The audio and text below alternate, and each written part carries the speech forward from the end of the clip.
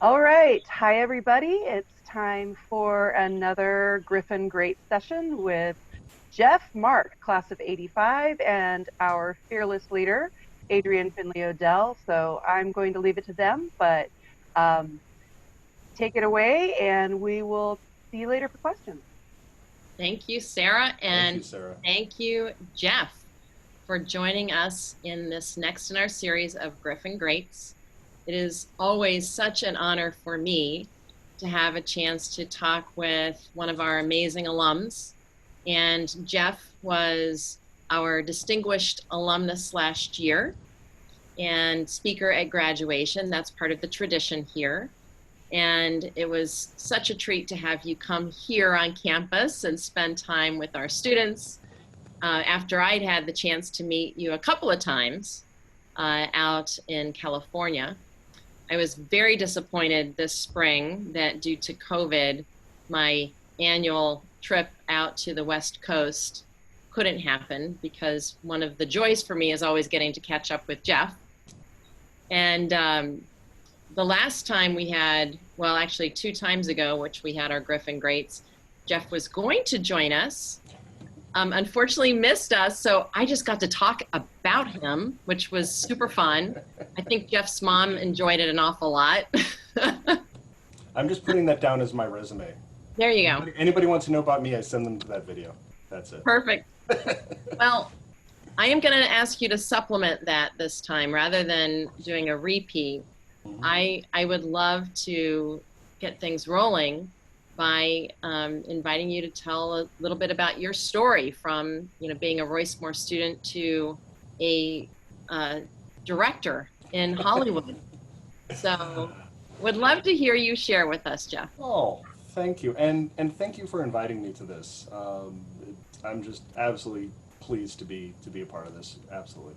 Went to Royce Mark, graduated in '85, went to USC, and after starting off as a mathematics major, finished up as a classical music major and got my degree in composition, so I can write you a symphony.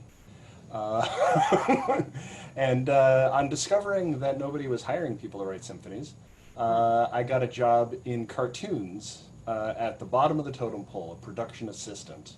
And my job was to drive all over Los Angeles with actual reels of film, scripts, whatever else needed to go from studio to editor to actor, wherever. And I learned a lot about what the film industry is all about. I worked on, that show was Peter Pan and the Pirates on Fox, 1 season. And I made a lot of friends on that show, and I'm still friends with them, which Awesome. is wonderful. It's wonderful. I went from there to Teenage Mutant Ninja Turtles, which I think a lot of people have seen that show. And was that right at the beginning as it was just getting started? Yeah, that was season 2 or 3, Hmm. 4, something like that. And while I was there doing the same thing, driving all over Los Angeles, delivering scripts, I found myself with a computer. At Royce Moore, I did a lot of shenanigans with the computers, where I managed to network the Apple IIe's, and all the computer historians in the audience are going, "You did what?" Right. It was a fake network, but it worked, and some other stuff. And so I found myself with a computer and nothing to do between runs, and I just started animating all these colors and shapes and doing stuff. It was just me experimenting. What kind of software were you using back then to do that? That was on an Amiga computer, Uh-huh. which they don't make anymore. It was by Commodore, and it was designed from the ground up to be graphics. So 1991, it had full color. At the time, the Mac SE was still black and white. Okay. Wow. So that was fun. In that, and I think I've told this story a bunch of times. I don't know if this audience knows the story, uh, but basically I sort of shirked my duties as a runner and got lost in animating, and many flagpoles were raised, and it turned out that the president of the company, Fred Wolf, had to come find me. Now, Fred Wolf had made his name as the sole animator on How Many Licks Does It Take to Get to the Center of a Tootsie Roll Tootsie Pop with the owl. He did that whole thing That was a great one. I by remember. himself. Yeah. He did just a ton of cartoons in the 70s. I mean, his name is everywhere. And here it was 20 years later. He was not an old man of the industry, but very senior. Yeah, like did everybody freeze when he came by? It's like, yeah. It's him. And he was 6'5" and just this big guy with a bit of a temper.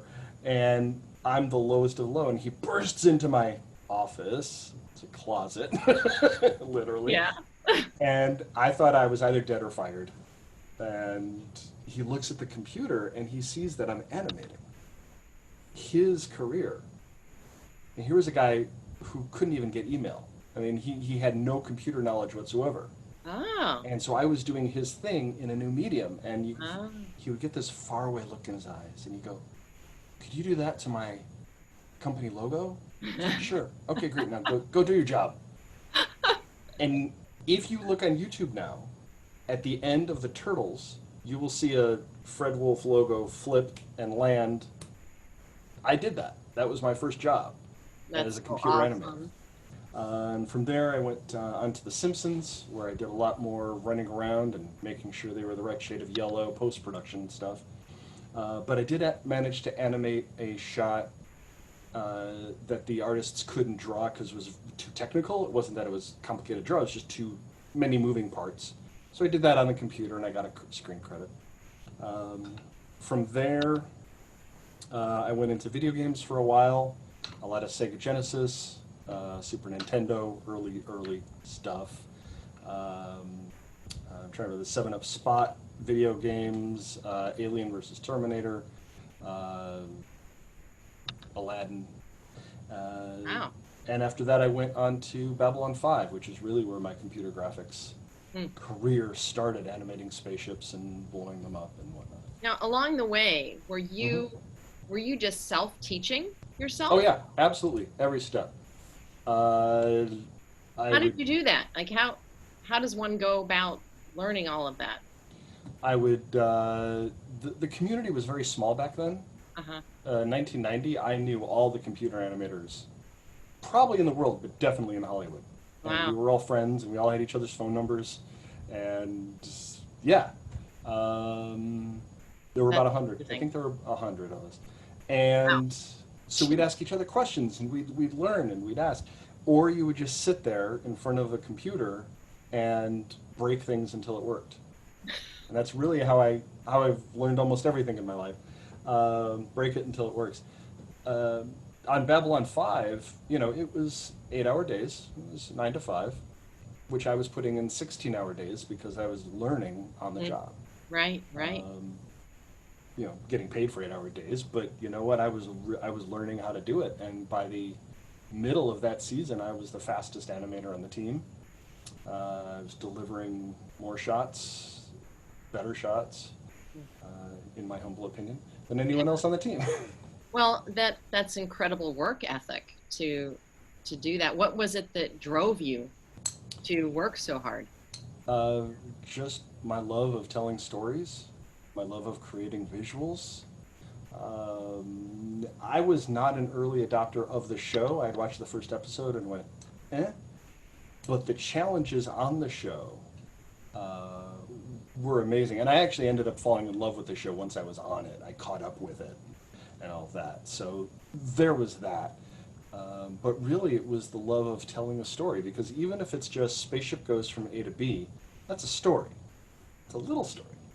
But it's a story, and you got to have a beginning, a middle, and end, and it's got to link into the next one, and the next one, and the next one, and all of that are just their creative challenges and their technical challenges all in one. The whole brain gets used. Very cool. So, I mean, clearly, the technology was evolving significantly during all of this time as the computer speed and power and everything was getting better and better. Can you think about certain key moments along the way, certain technological advances that really catapulted your work, enabling you to do things differently or better in significant ways? At a certain point in the mid to late 90s, computers got fast enough and software was able to do particles, which is so easy now. But if you think about, you have a thing, you've got the computer mouse. It's a thing, you move the thing. A particle could be 10,000 computer mice, or little bits of sand, or 100,000, or a million, or I've animated shots with 1 billion things, each one doing its own thing. It was a dust storm. And rather than just having a bunch of gray moving around, you tell the computer what the particles do as a whole, and then it figures out each one, and you have all the particles.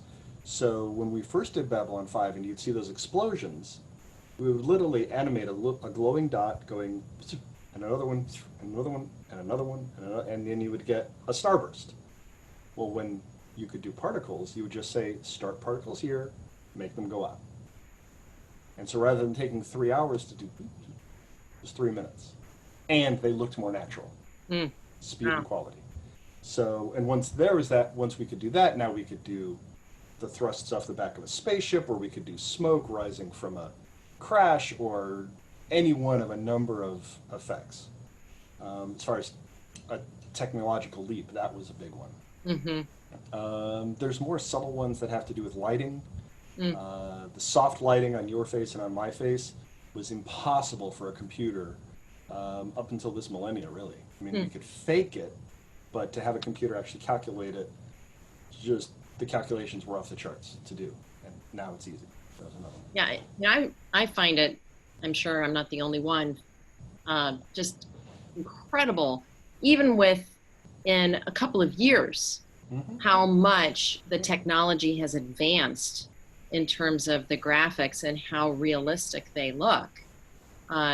You can be watching a completely animated production that you get lost in it, feeling that it's real now. And I think just 2 or 3 years ago, it wasn't quite like that. So it was definitely more challenging. Yeah. The first time that really came home to me was when I was judging for the visual effects Emmys. And there was an episode of Grey's Anatomy. So this would have been first season, second season. How long has it been on? 20 years? 15 years? And we thought that the entire effect was, okay, they have a ship, it's crashed, they moored it to the port, and they filmed it. And we said, it's smoke. We're not going to give them an award for smoke. I mean, we've got Charmed. We have to give them awards. It turns out that the entire episode was shot on a race course in the middle of Los Angeles Valley, nowhere near water. Every drop of water, the boat, the helicopters, everything was computer graphics. And a room full of computer experts, myself included, that's amazing, had no idea. Wow. And they spent like the entire season's effort making that episode look flawless. And every time I see one of those people now, I still apologize 15 years later and tell them, you should have had that Emmy. Yeah, no kidding. So just you saying that made me think about just the normal things we're watching every day. How much of what we're seeing every day that's kind of high production value is actually computer graphics, would you say? I couldn't tell you, like, in a given show how much, but I can tell you every show you watch, every film, every commercial has computer graphics. I've worked on shows that should have no computer graphics. Station 19 does not have spaceships or aliens or anything, but every episode has between 20 and 80 computer graphics something in it. Wow. I'm not using the technical terms here, but it has something that either me and my team or another team like mine touched and made better or bigger or smaller or something. You can, every show out there has something. So is this a good career for young people to think about pursuing? Are there lots of opportunities considering how much it's expanded? I would say with anything in the entertainment world, if you love it, it's the best career. If you What a great don't, answer. yes, if you don't love it, literally, if all you do is sort of like it can be hell because they haven't figured out how to make it low hours, especially when you first start out. There are some studios that just live on, all right, you're doing 10 hours a day to begin, you're doing 50-hour weeks, and it goes up from there. Hmm. I worked at one shop where, yeah, the minimum was 10, and they would go up to 12 hours a day, 60-hour weeks, just at the drop of a hat. Just like, all right, now let's do that. And then it would be 13, and then 14-hour days. Yeah. So what are your days like these days? Um, And of course, we're in a pandemic right now, right. so it's a little bit So different, I've obviously. been working from home since March. So And we're visiting you at home right now, I believe. yes, this is Yes. my home. This is my home office behind me. Okay. Not a computer simulation. Uh, so the company that I've been working for lately is they pride themselves on 8-hour days, Wow. and they actually, and as a supervisor, of course, I will put in more time if needed, especially if an artist needs a little bit of help, or if I have to do the paperwork outside of helping artists. I'll do that after everybody's gone. And especially from home, it's a lot easier because everybody else just shuts off their computer at 6 and I've got a quiet time. Yeah. Um, but there have been some days on some shows where we'd be, I would show up at 9 or 10 in the morning and go home at 2 in the morning. Woo. Yeah. Usually somebody messed up somewhere.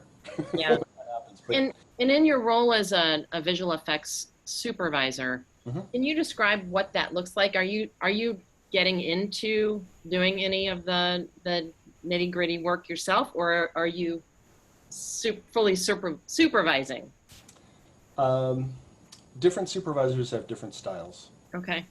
Myself, I would rather have 10 amazing artists do 10 amazing things than me do one thing. Hmm.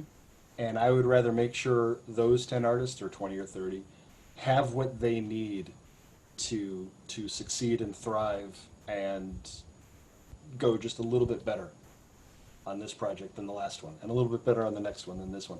And I can't do that if I'm focusing on the box. Yeah. So the transition in my career has been from technology to people. Hmm. And that really is the switch to supervision to management. Right. Well, and that's so true in many fields. Yeah, I'm sure. Um, but I didn't know how much, in the trenches you end up being. Part of visual effects supervising is also being on set and working with the director, with the camera people, with every department, um, to make sure that they're getting what visual effects will need, and also making sure that visual effects makes what they're working on that much better. And so I find that as a visual effects supervisor and as a director, knowing what all the other departments do as deeply as possible just makes me better at my job. Right. So you say being on set, and we're now in a global pandemic. Has there been any on set since March? March 17th or 18th, whatever that Friday or Saturday was, everything stopped Hmm. worldwide. Everything. I was fortunate enough to be working on a show where that was their scheduled last day of shooting. Wow. The That's 100, fortunate. yeah, the 100 on CW wrapped, and everybody went home wearing masks. I mean, Amazing. yeah. Wow. So that was. But then I'm on another show where they were in the middle of their third episode. Hmm. Los Angeles got the okay to start filming again June 12th, but I haven't heard of anybody doing it. People have come up with ways around it, a lot of shooting one actor at a time, rewriting a script so everybody's, trapped alone in a room. There are procedures in place. I think it's going to make filming much slower and much more expensive for the foreseeable future. Oh, that makes sense. And yeah, the sad part of that is there's a lot of creativity in the lower budget projects, and it's probably going to be impossible to do a low budget project for the foreseeable future. Because if you can't have two people standing next to each other, you have to film one person and then film the other person. That takes twice as long. Yeah. Maybe even 3 times as long if their interaction doesn't quite work right, because now you have to go back and forth. And that's just that one angle. And now you have to do it again for every other angle. People are figuring it out. Yeah. But really unfortunate for productions that don't have much of a budget to work with. Right. And that even goes into the low end of television, the mid-range of feature films. One of the films that's going to follow me forever that I worked on was Sharknado. There is no way they could film Sharknado now. There's just absolutely no way. I mean, 2/3 of it was outdoors, and the crew could have kept distance, but there's no way we could have shot that in 18 days. Yeah. With what you have to do now. Well, you shot Sharknado in 18 days? Most low-budget projects are 18 days. Wow. Now, the little Is secret there magic to the 18? What's the 18 about? 3 6-day weeks. Oh. Yeah. It also comes out to your average movie, and definitely made for TV movie, is 90 minutes. And every page of script is a minute of screen time. It almost always works out that way. 90 divided by 18 comes out to 5, so you're shooting 5 pages a day. There's a certain pace on a set, and everybody involved knows that pace is how many pages per day. I've been involved in, let's just say your big budget movies, Avengers, whatnot. They might do half a page in a day. They might do a quarter page. They might do one little scene in a 12-hour shoot day, and all film days are 12 hours. Wow. Then I've been on shows where it's 10 pages a day. So that's moving twice as fast as Sharknado. Yeah. A lot of television is 10 pages a day.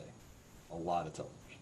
Wow. 8 to 10. So much that we don't, for those of us who aren't in the business, so much that we just have no clue. No. Wow. No. But, for you, little it's secrets. boom, boom, boom. Right. So I'm going to switch gears a little bit. Okay. Because you have made a transition into directing recently.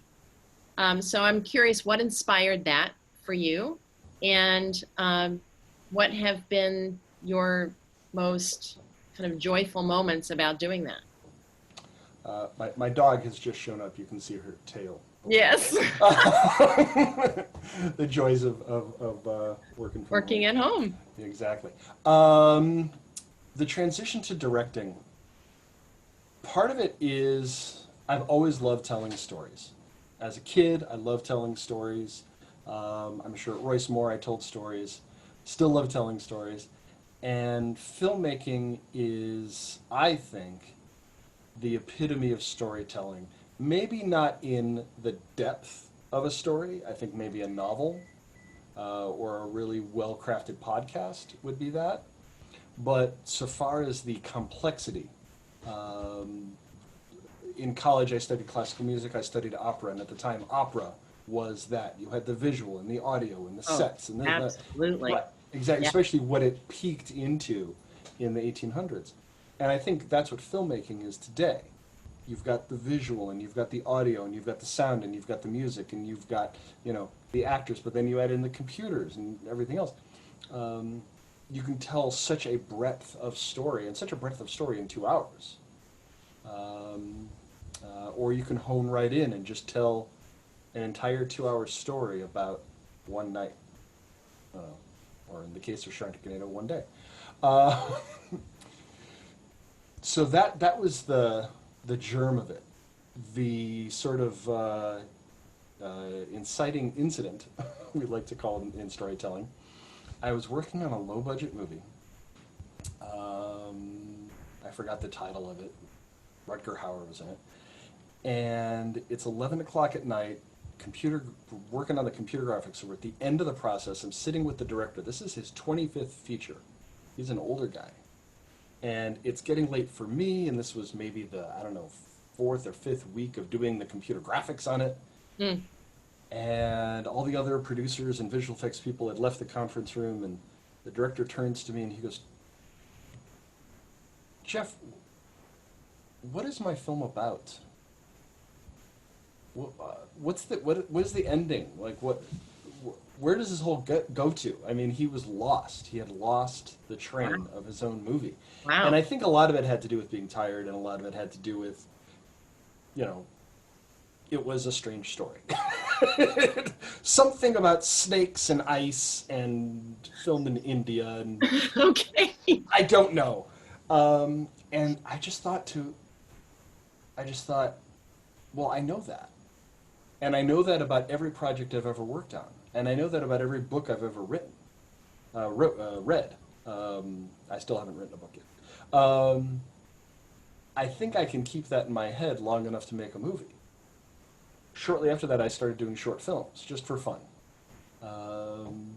Some of them were just horrible, just me learning how to point the camera in the right direction. But eventually I figured that out. I sold a short film about a year later to AMC as one of their little interstitial, like, end of the movie, and then a little 30-second thing that I make or another filmmaker, and then on to the next movie, you know. Okay. And that was just an eye-opener, because selling that one little 52-second short paid for my camera and every short film I had done up until then. Like, wow. I was at zero at that point, just selling that one. And that was just their standard rate for 52 seconds of airtime, you know. That was just, yeah. You're like, okay. Yeah. Kind of like way back with Fred Wolf, when I did his title, I'm making minimum wage, and he looked up the going rate for 3 seconds of screen time graphics, and he paid me $19.91 rates for a 3-second. Yeah, say this is where it's at. This is where it's at. It's fun, and it buys a lot of sliced bread. So, yeah, that was a great push, and so I've been making short films. I've been making little promotional videos, music videos. I've got lots of friends who are in bands in Los Angeles, and so I just make music videos for them. The latest short I did, I'm especially proud of. It's called Crystal City, and it's doing the film festival circuit all over the world right now. Film festivals are obviously in a really weird place because nobody can get together, so it's a lot of virtual. Mm-hmm. Yeah, you won. 3 people saw it here, and that's what's important. Okay, great. But it's, I don't know if you don't mind me talking about the short film a bit. Of course, please. And I understand we do have a director's reel that we might show here in a moment. So yeah. That's got some clips from it. So Crystal City takes place in 1944. It's, I like to call it, it's a teenage romance that takes place inside of a World War II internment camp. So he is Japanese American, and he and his family were locked up weeks after Pearl Harbor. Mm. She is German American. As I found out when I was developing this, that at the time, yes, 95% of the people locked up were of Japanese descent, but for prisoner exchange, we locked up some Germans and Italians of probably for no reason, I think. Yeah. But only so that we would have warm bodies to exchange for prisoners of war. So in the short film, she finds out that the next morning she's getting shipped off to Germany. She was born in Oklahoma City. She's as American as apple pie. Doesn't even speak German. Yeah. We find out that he's been drafted. And he's going to have to go fight for the country that locked him up. And the film is about, what do they do? Wow. That is a great story. Is it a story that's based on truth or fiction or some blend? A blend. Crystal City was an actual internment camp in West Texas. Okay. There's a book called Escaping Crystal City or Leaving Crystal City, where a lot of my source material came from. The writer, lovely young lady, her grandfather was in an internment camp, so a lot of it was based on his stories. But then a lot of it, of course, is fictionalized. In Crystal City, there were Japanese locked up with Germans, locked up with Italians. There is no actual story of a romance there. The different groups kept apart for the most part. But I just saw the Romeo and Juliet aspect of it. I saw the absolute, taking the angst of being a teenager and rising it above and above and above by having all these external factors, both keeping them apart and pushing them together. Wow, it's a great story. If one of us watching this wanted to see this film, how might we go about doing that? A lot of the film festivals want to be somewhat exclusive, so I can't put it online just yet. But the moment I can, I will, and I'll let you know where it is. Okay. It's going to be seen at the Anthem Film Festival in Las Vegas, July 16th at noon. Great. So if you're in Las Vegas, you can see it on a big screen there. Okay. And it'll be at other film festivals all over the place. I got my fingers crossed for Sundance next year. It's in the long-term running there. And I bet that's a whole nother conversation about how you get a film into various film festivals and all of that kind of distribution. Getting into film festivals is not that hard now. When I first got into it, you had to contact each one separately, but there are web pages like Film Freeway and whatnot where you click a button and give them the entry fee and you're done. The big challenge now, as always, is actually making the movie. Because there's a lot of moving parts. Money is the big one. Location's a huge one. In this case, finding a place that looks like an internment camp. Right. So where did you go for the film? Well, the first thing I did was I went up to Central California and took a look at Manzanar Internment Camp, which was an internment camp, and it's a state park now. After the war, they took down every single building. So it was just scrub, just desert. And they've rebuilt one building. And that just didn't have the feel that I wanted. That was too austere. And I would have had to computer generate all the other buildings. So I talked to historians, I talked to World War II reenactors, I talked to location managers, and it took about 6 months to find this place called Wendover Air Base in Wendover, Utah, about 2 hours west of Salt Lake City, which was never an internment camp, but it was an Army Air Corps base with the same buildings that they had before. So these are 70-year-old buildings built on the exact same model. And the manager there is a very wonderful person, and she read the script, and I met her, and I was able to film for the equivalent of a song with a whole lot of trust. She just gave me the keys to the area, with these absolutely priceless buildings, and said, just don't burn it down. Wow. That is a lot of trust. It was a lot of trust. Well, fantastic. I would love to show the reel if we could right now, and that might generate some questions. And I know we have one question in the chat, so we'll come back after seeing the reel and dive into some questions. Sounds good.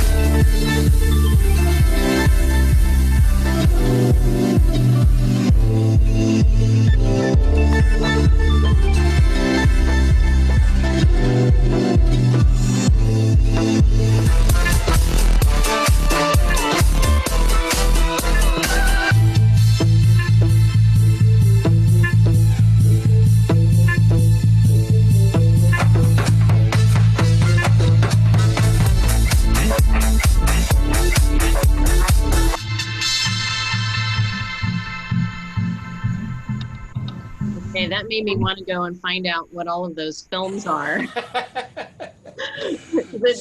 It just sparked so many questions in my mind. Great. What's this? What's that? What's that? So the very first thing was a promotional piece I did for a social organization called Langley, and that was an absolutely fun day with a drone and driving around Malibu in a $200,000 Aston Martin. Yeah, getting taken out to some amazing sushi. And just having the time of my life. There was a lot of Sharknado in there, a lot of pieces of Crystal City, a lot of pieces of, I think it was called Zombie Uprising or something. I think it's going to be a classic. I think it's just it's a horrible film, but it was a lot of fun to work on. Where I recreated a chunk of the Golden Gate Bridge in the middle of Pasadena. So. Love it. Love it. Well, they're amazing images in the reel there. Really fantastic. And I would love to be inside your brain as you're thinking through all of those things. It's just incredible. So thinking about being inside your brain, we do have a question for you from Scott Perlstein. Mm-hmm. He says, how did Royce Moore contribute to your drive to succeed? Scott, that is a wonderful question and something I'm going to have to think about. Royce Moore was inspiring to, obviously the goal at the time, and I'm sure it is now, is, get into the best college and the college that will provide you what you're looking for. Neither of which are easy, and I think in the 80s even tougher. Or maybe it is now, I don't know. I don't know anything about colleges now. And so it forced me to change my focus from, hey, let's just kind of get through this class, to let's be a bit better. Let's just, let's do better than we did yesterday, which really is how you succeed. Do better than you did yesterday. There was also the freedom to experiment and to learn at my own pace and to make mistakes and to possibly break all the computers when I was hacking them and whatnot. I didn't break any, and I fixed them if I did. And they were Apple IIe's anyway, so they're very, I think, yeah. But it was. This is part of the Royce Moore lore. Oh yeah, yes. I'm full of Royce Moore lore. So it was a combination of the inspiration to be better and the freedom to both succeed and to fail and learn from the failures. So I think between the two of them, it definitely inspired me to succeed. Wonderful. That was a great question. I don't know if we have other questions, Sarah, at this point, or if Scott has other ones, or if Geoff and I want to just keep chatting away. I think you guys can keep chatting away. I don't have questions on the screen right now, but I have questions about video games that you worked on, because I grew up a video game kid, and I'm still a video game kid. And I want to know what you worked on for Super Nintendo.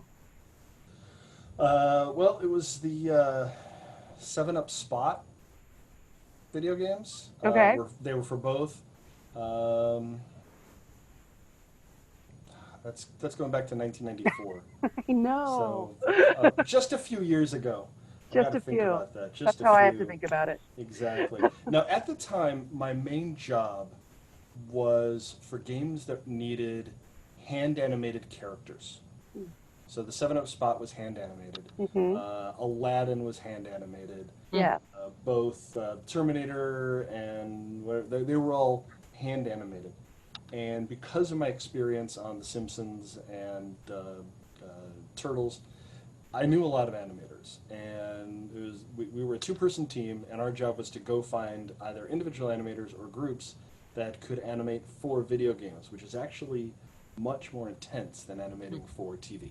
Because you watch a scene on TV, especially back then, once, and then maybe right. but you will watch somebody do that walk cycle 10,000 times. You will watch somebody do that little throw a rock or shoot a gun or whatever 10,000 times. So it has Right, to be right. beyond flawless, which was quite a learning experience. But again, that was all hand animated Wow. production. Super cool. Yeah, we have a lot of students who really love gaming. In fact, after school, a couple of different days, Mm-hmm. Mondays in middle school and Tuesdays in upper school, there are video game clubs, Mm. and the kids really enjoy doing that. Nice. Yeah. Nice. Yeah, the last video game that I worked on was my own video game company that I started up in Vancouver in 1997 while I was on Babylon 5, and we made one game called Gunmetal for the PC, and it was a first-person shooter, and we developed our own game engine.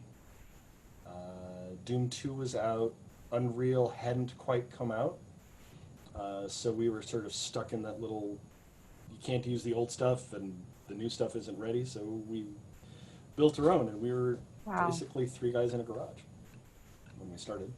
How many of these tech companies are like, there's a garage somewhere in the story? I wonder about the garage manufacturers and when they're going to get in on all this, right? Yeah, right. You know, So it would be great if they had just a tiny little percentage of the profit from everything they got. I think Apple started that way. Hewlett-Packard definitely started that way. I don't think Microsoft did, but yeah, a lot of them, a lot of the tech giants. I think Microsoft did, actually. Okay. Yeah. There you go. Yeah. I wonder if that's still possible to, gather a couple of friends in your garage and innovate in that way. Like, what will the next garage technology be? Yeah, I mean, a lot of it is technologies that work on other technologies. So it's relatively easy right now to develop an app, especially a very simple app that does something brilliant. I don't know if you could develop a cell phone, a smartphone in a garage. That technology is just so intense. Although I've heard of people designing the equipment that allows you to build those tiny little microchips in their garage. So that's amazing. But as far as yeah, I have a friend. It's the entire video game company is him, in his house in Las Vegas, and he makes games for iPhones and an Android, and he puts out 2 or 3 a year. And he's the programmer and he's the artist. And wow. Yeah. So it is possible. Oh. That's inspiring. In your work with your network with all kind of tech people, what are you seeing as kind of the big trends coming down the line? Figuring out how to work on set is going to be the biggest trend with COVID. There's some very interesting things going on with remote work, especially in the computer graphics world, because the thinking was, up until 4 months ago, you had to have 20 or 30 people in a room to get those creative juices to all flow to get the product out. And what we've learned since March is, if it's set up correctly, and if you've got the right people with the right skills, you can do that everybody at home. And different companies approach that different ways, so there was a lot of figuring out the best process. The company I worked for, everybody went home, and their computers stayed at the office, and we just VPN'd in. And so now we've got our, very expensive work computer up on our screen, and it didn't matter what computer you had at home. Especially for me as a supervisor, it really didn't matter. I just had to be able to see what other people did and talk to them. Right. So we had Zoom sessions several times a day, sometimes one-on-one, sometimes the whole team. We'd have 40 people, at least once a day. We always have some kind of WhatsApp or some other kind of chat going on constantly throughout the day, which is pretty standard. All companies will have an in-house chat. So you don't have to get up from your desk. You can just, hey, what do you know about this thing? Right. And all of that just expanded. So I think you're going to see a lot more computer generated, like 100% computer generated projects Right. coming out in the next year or so, because that didn't really even stop. It had a bit of a slowdown while everybody figured out the technology, and then boom. Meanwhile, filming hasn't even really started yet. Mm-hmm. I think there are some countries that have started, Mm-hmm. but I don't know of any states, short of Georgia, that have started filming. But if nobody in Los Angeles or New York has their stuff together to put a project together in Georgia, not to say that somebody in Georgia can't create a show, but 90% of it comes from those two places. I don't think So the that's category for the Oscars this year in animated productions is going to be highly competitive. highly competitive, and I wonder, and this is just my own theory, if they might expand the other categories. Hmm. Because acting is acting, and digital makeup is a kind of makeup, and writing is writing, and directing is directing. Oh, that's interesting. That would be an interesting trend. That would be a For very sure. interesting trend. Now, anything that got finished by March 17th or 18th would still be in, contention. But I saw a TV show the other day where they had gotten halfway through the production, and then what they did for the rest of the episode was they had the actors record their lines at home, and then somebody animated what the show. And this is a live action show. This was Blacklist. Mm. There's no fantasy in Blacklist, I mean, except for the whole story.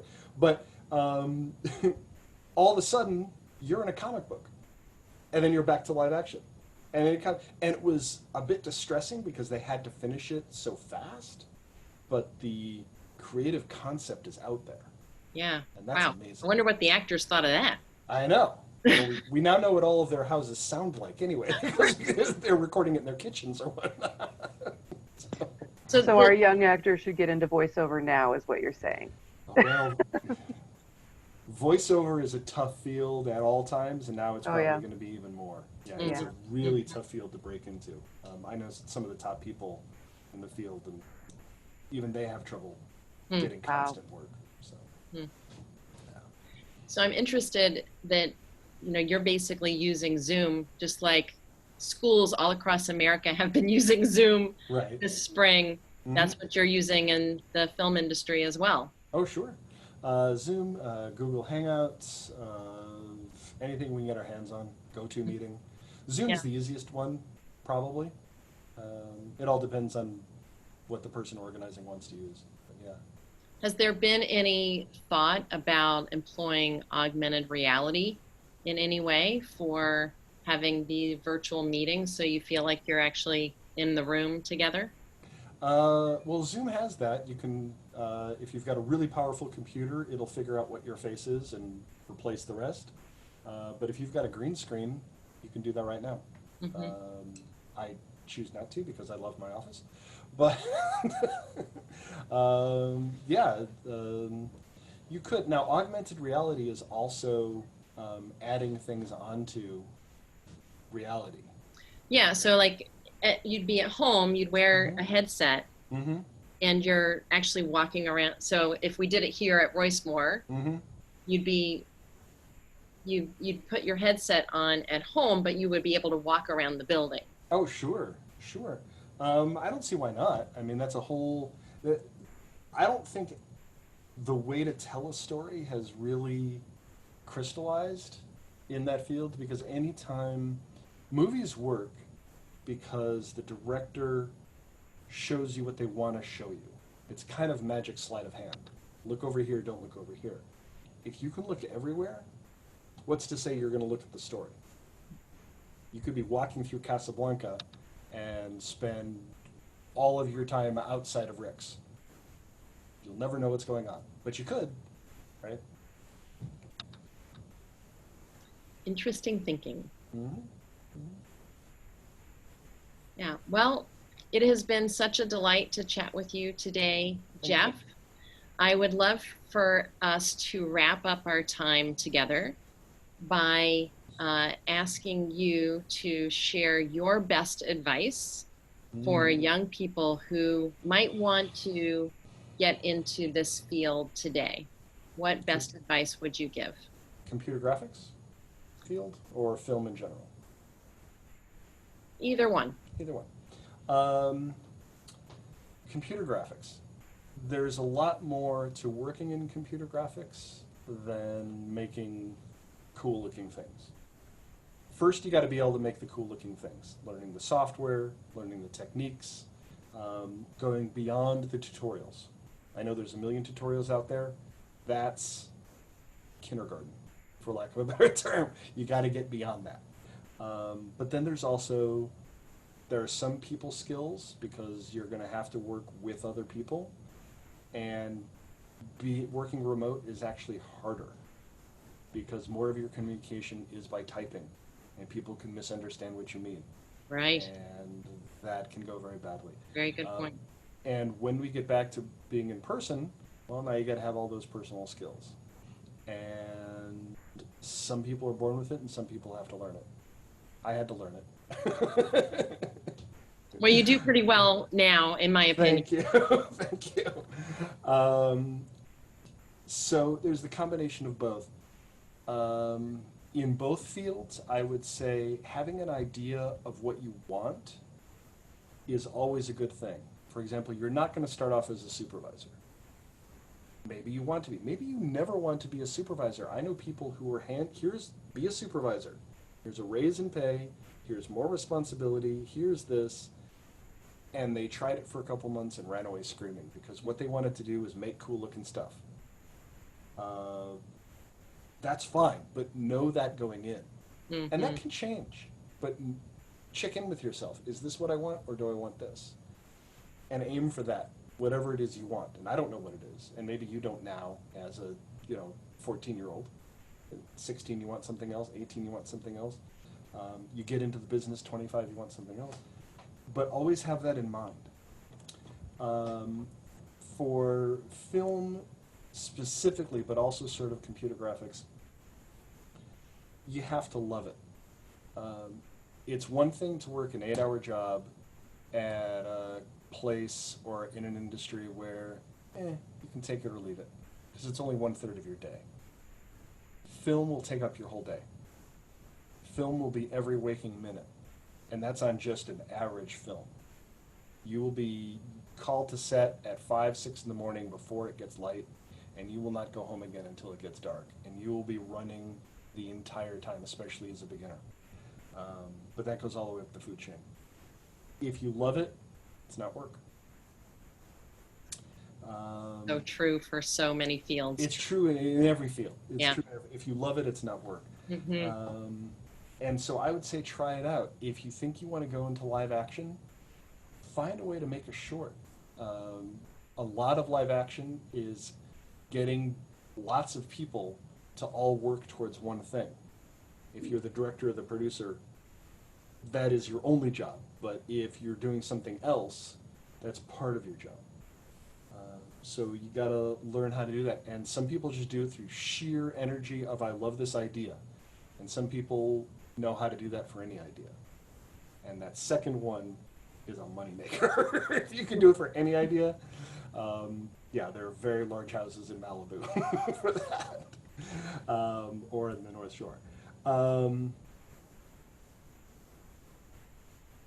think that's it. Know the skills, but also know the job. It's not just tricks of the trade, it's the trade. Very wise advice.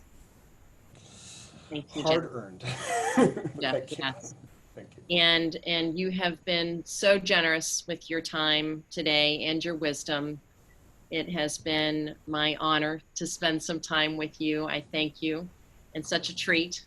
Thank you. And I hope it's not too long before we get to see each other in person again. Agreed. Yeah. Agreed. Yeah. So, thank you. You're very welcome. Thank you. And Sarah, back over to you. That concludes our Griffin Greats session for today. We are still planning to continue this event through the summer and the school year. So watch your inboxes, your Facebook pages, your LinkedIn's, and all your social networks for who's coming up next. And if there are alumni out there watching who are interested in sharing, please reach out to me. I would love to hear from you. Thank you so much, Geoff, and thank you, Adrian. This has been really fun. I've been cackling over here. My family's looking at me like I'm insane, but that's nothing new. So thank you very much for your time today. You're very welcome. Thank you for inviting me to do this. Thanks, Geoff. Thanks, everybody. Bye-bye. Bye-bye.